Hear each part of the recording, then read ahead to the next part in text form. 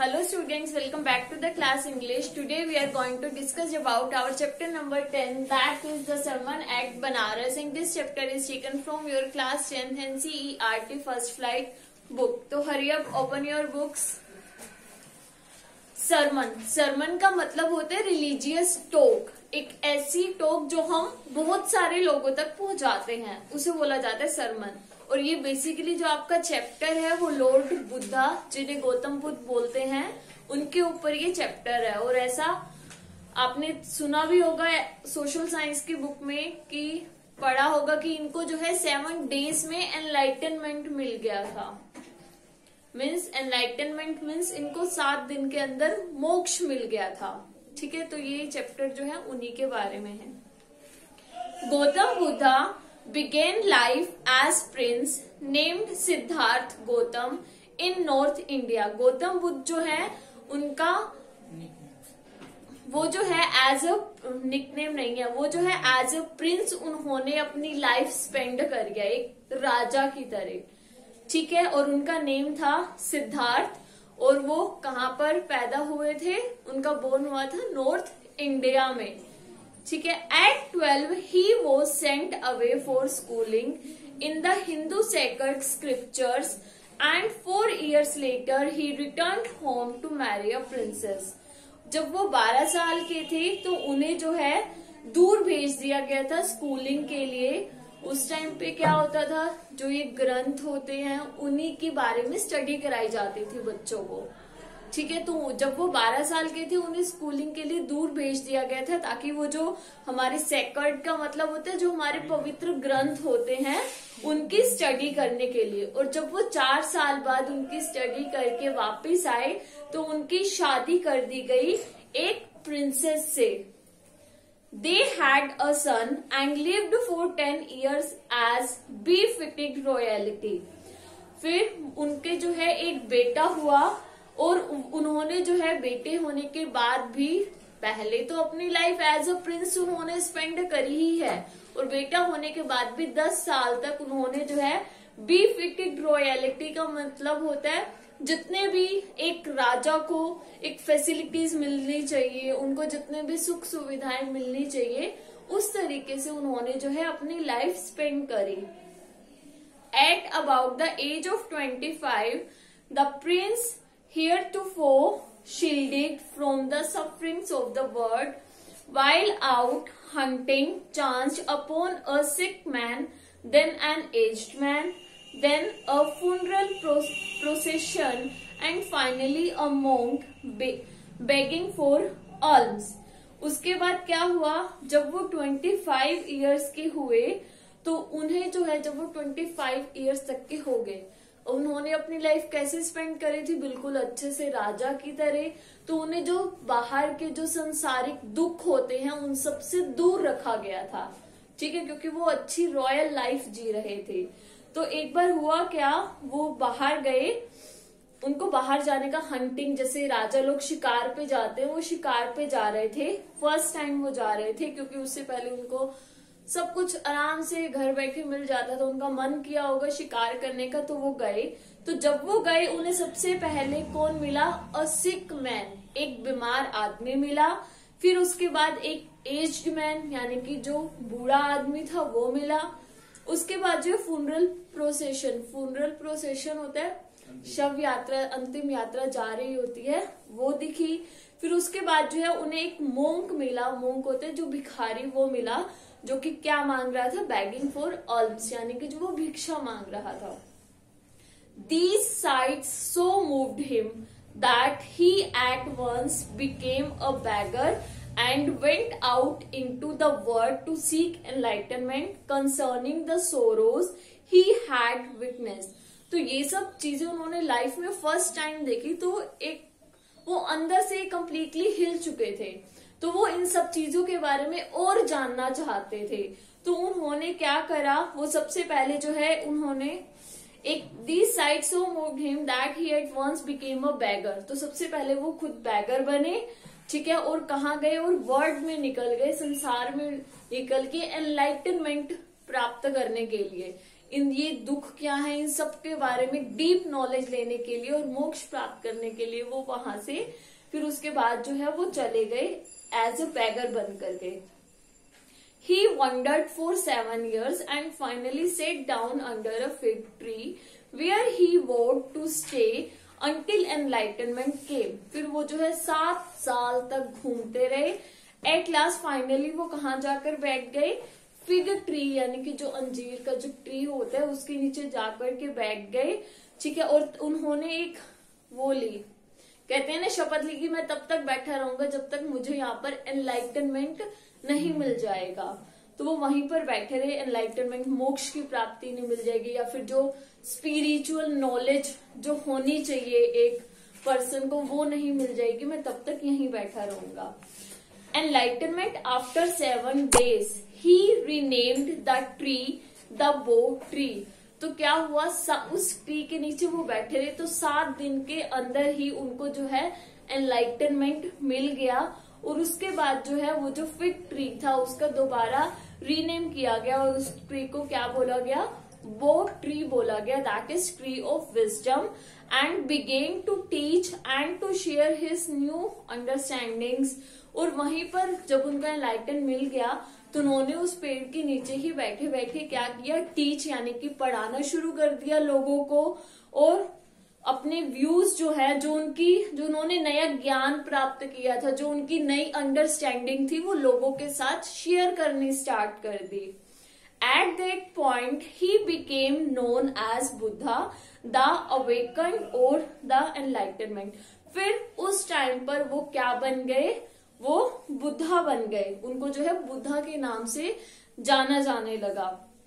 The Buddha preached his first sermon at the city of Banaras, most holy of the dipping places on the river Ganges. The sermon has been preserved and is given here. तो उन्होंने जो है अपना सबसे पहला प्रवचन दिया था, वो कहाँ दिया था, बनारस की सिटी में दिया था। ठीक है, और वो जो सिटी है वो बहुत ही होली प्लेस है क्योंकि वहां पर बहुत सारे लोग आते हैं रिवर गंगा में डुबकी लगाने के लिए, वो बहुत ही पवित्र स्थान है। ठीक है, the sermon has been preserved. और वो जो सरमन, जो उनका जो प्रवचन था वो आज तक भी संभाल करके रखा गया है, जो कि उस टाइम पर दिया गया था। और अब वो आपको आपकी बुक में दे रहे हैं कि वो क्या था। It reflects the Buddha's wisdom about one inscrutable kind of suffering. और ये जो उनका जो सरमन था वो क्या है, वो एक बुद्धास विजडम उनको बोला जाता है, जो किसके बारे में है, जो ऐसे इस तरीके की सफरिंग्स यानी कि दुखों के बारे में है जिसे जो है कोई मतलब हर कोई नहीं समझ सकता। किसा Gautami had an only son and he died. किसा गौतमी जो थी उसका केवल एक ही बेटा था और वो मर गया था। In her grief, she carried the dead child to all her neighbors, asking them for medicine, and the people said she has lost her senses. The boy is dead. तो अब क्या हुआ, अब वो उसके दुख में, उसका एक ही बेटा था मर गया, तो उसके दुख में इतना रोई जा रही थी कि अपने मरे हुए बेटे को अपने नेबर्स के पास लेकर के जा रही थी और उन सबसे उसके लिए मेडिसिन मांग रही थी अपने मरे हुए बेटे के लिए। तो लोग उसको बोलने लगे कि ये पागल हो गई है, इसने अपनी सेंसेस जो है वो खो दी हैं क्योंकि जो लड़का है वो तो मर चुका है। At length, Kisa Gotmi met a man who replied to her request, I cannot give the medicine for the child, but I know a physician who can. तो एट लास्ट जो है वो किसा गोत्री एक ऐसे आदमी से मिली जिसने उसके क्वेश्चन का आंसर किया और उसने बोला कि मेरे पास इसके लिए कोई मेडिसिन तो नहीं है, मैं इसे कोई मेडिसिन नहीं दे सकता, बट मैं ऐसे एक वैद्य को जानता हूँ, ऐसे फिजिशियन को जानता हूँ जो इसको मेडिसिन दे सकता है, ठीक कर सकता है। And the girl said, pray tell me sir who is it? And the man replied, go to Shakya Muni the Buddha. तो फिर वो गर्ल बोलने लगी कि प्लीज मुझे बताओ कौन है वो। तो उस आदमी ने बोला कि तुम सल्या मुनि के पास जाओ जो कि एक बुद्धा है। Kisa Gotami repair to the Buddha and cried, lord and master give me the medicine that will cure my boy. अब वो किसा गोतमी जो है बुद्ध के पास चलेगी, वो वहां पर जाके जो है रोने लगी, उनको बोलने लगी कि भगवान जो है आप जो है मुझे मेरे बच्चे के लिए मेडिसिन दे दो, उसे क्योर कर दो, मीन्स उसे ठीक कर दो। The Buddha answered I want a handful of mustard seed. तो अब बुद्धा ने आंसर दिया कि मुझे जो है एक मुट्ठी मस्टर्ड सीड यानी कि सरसों के दाने चाहिए। And when the girl in her joy promise to procure it, तो फिर क्या हुआ, अब वो खुश हो गई, तो वो बुद्धा को प्रॉमिस कर देते कि हाँ मैं आपको ला करके दे दूंगी।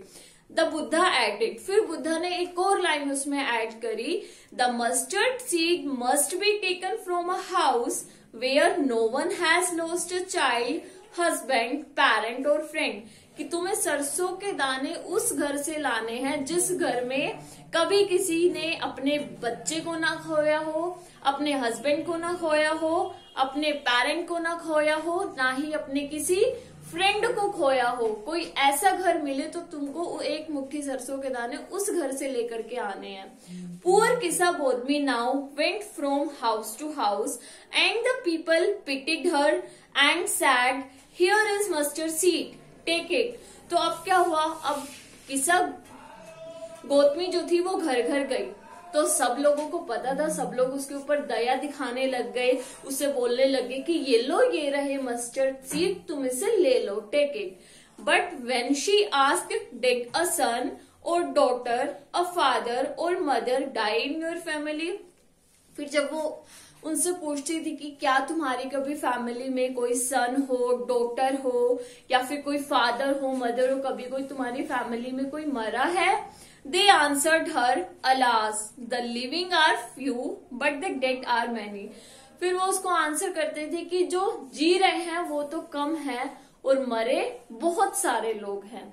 Do not remind us of our deepest grief, please तुम मुझे हमारे जो इतने गहरे ग्रीफ है, दुख है, उनके बारे में याद मत दिलाओ।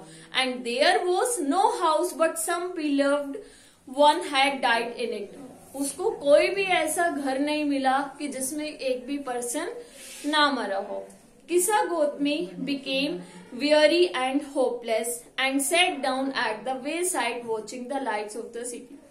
किसा गोतमी जो है वो बहुत ही ज्यादा दुखी हो गई, होपलेस हो गई, और वो कहाँ पर बैठ गई, जो वे साइड शहर में आप देखते हो ना, लाइट्स जल रही होती हैं रात के टाइम पे, स्ट्रीट लाइट्स जो होती हैं, वो वहीं कहीं किनारे पर जाकर के बैठ गई।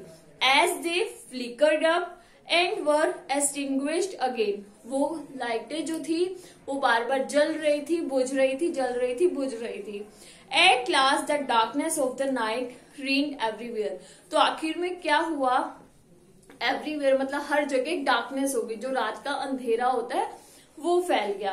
And she considered the faith of man that their lives flickered up and are extinguished again, तो तब उसको खुद को रियलाइज हुआ कि उन लाइट्स को देख करके जो जल रही थी, बुझ रही थी, कि एक आदमी की यही किस्मत है कि उसकी लाइट्स यानी कि उसकी जिंदगी भी जलती है और बुझती है।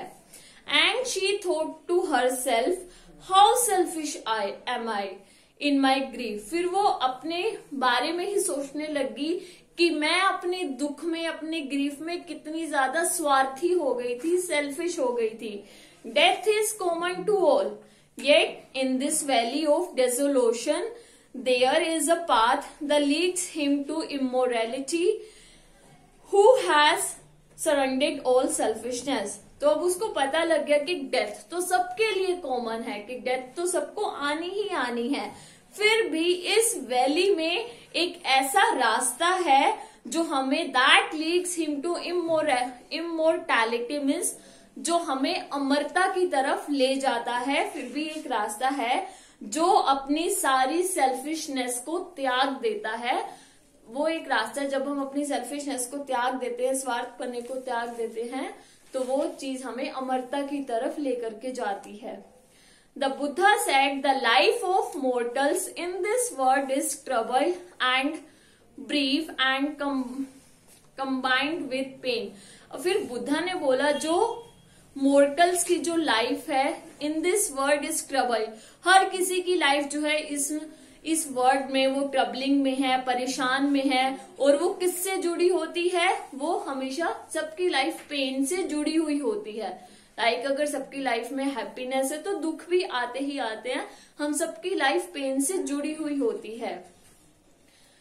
For there is not any means by which those that have been born can avoid dying। तो अब यहाँ पर कोई भी ऐसा रास्ता नहीं है कि हम बोर्न तो हुए हैं, पैदा तो हुए हैं, बट अपनी डाइंग को अवॉइड कर सकें। ऐसा कोई रास्ता नहीं है कि हम अपने मरने को रोक सकें। After reaching old age there is death. Old age में एक बच्चा पैदा होता है, फिर वो ओल्ड एज में जाता है और उसके बाद जो है डेथ भी आती है। Of such a nature are living beings. और यही लिविंग बींग्स का नेचर है कि जो पैदा हुआ है वो मरेगा ही मरेगा। As ripe fruits are early in danger of falling, so mortals when born are always in danger of death। जैसे जब फ्रूट्स होते हैं पेड़ पर पक जाते हैं तो उनके गिरने का डर लगा रहता है कि वो नीचे गिर जाएंगे कभी ना कभी। सेम एज अगर हम लाइफ में आए हैं, जो पैदा होता है उसे हमेशा किसका? मरने का डर लगा रहता है।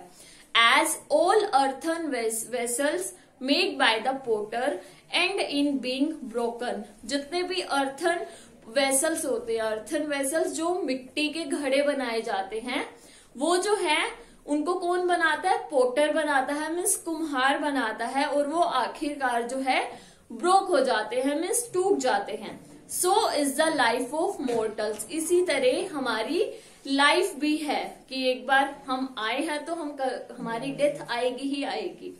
Both young and adult, both those who are fools and those who are wise, all fall into the power of death, all are subject to death। चाहे कोई जवान है, चाहे कोई एडल्ट है, चाहे कोई मूर्ख है, चाहे कोई वाइज यानी कि बुद्धिमान है, सबको इस डेथ की पावर में गिरना ही गिरना है। All are subject to death। ये सब जो है डेथ के ही सब्जेक्ट हैं।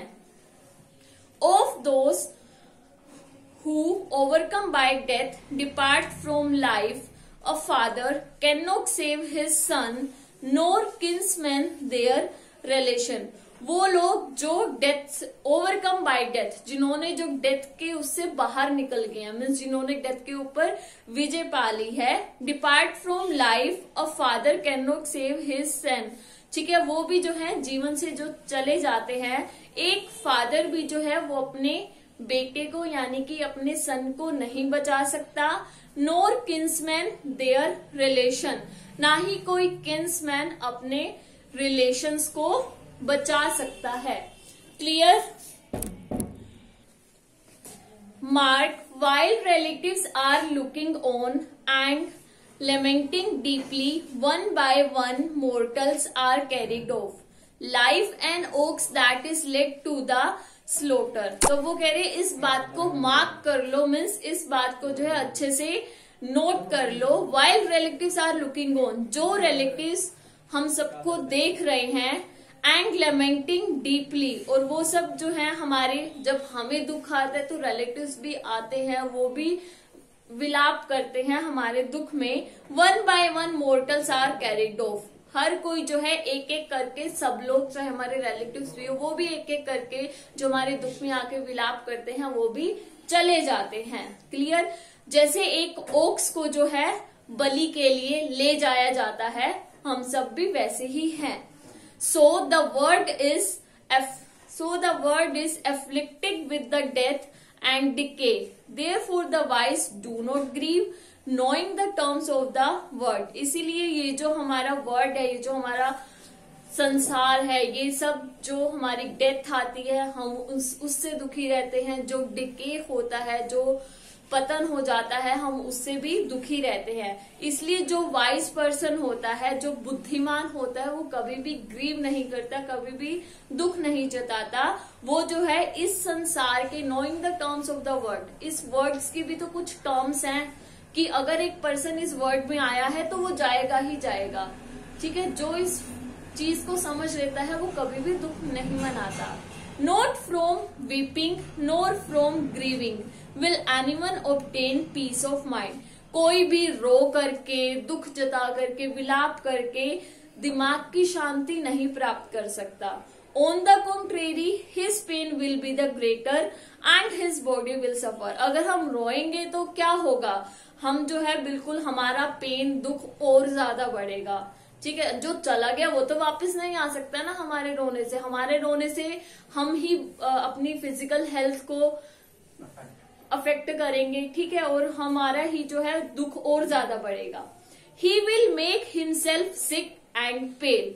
जो पर्सन रोएगा वो खुद को ही सिक बना लेगा, बीमार बना लेगा। Yet the dead are not saved by his lamentation. Lamentation होता है कि दुख विलाप करने से जो चला गया वो हम उसको बचा नहीं सकते, वापस नहीं ला सकते। He who seeks peace should draw out the arrow of lamentation and complain and grief. जो चाहता है कि मुझे शांति मिले तो उसको जो है ड्रॉ आउट द एरो, ये जो हमारे अंदर एरो है लेमेंटेशन के हैं, जो हमारे अंदर शिकायत रहती है, जो ग्रीफ रहता है, दुख रहता है, विलाप रहता है, इन सब चीजों को बाहर निकालना होगा अगर हम पीस चाहते हैं, शांति चाहते हैं। He who has drawn out the arrow and has become composed will obtain peace of mind. जिसने अपने इस लेमेंटेशन के एरो को अपने अंदर से निकाल लिया है उसे जो है मन की जो शांति है, पीस ऑफ माइंड है, वो मिल जाएगा। ही who has overcome all sorrows will become free from sorrow.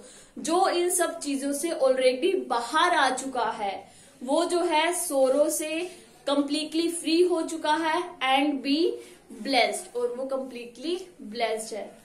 So students, that's it for today's video. We will meet again in our next video. Till then, bye. Take care.